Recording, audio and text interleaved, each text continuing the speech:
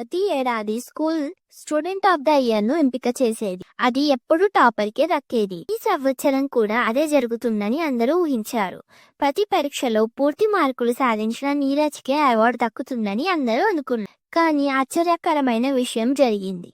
చివరి అసెంబ్లీలో principal stage మీదకి వచ్చి ఆ సంవత్సరం student of the year Aarav ని ప్రకటించాడు.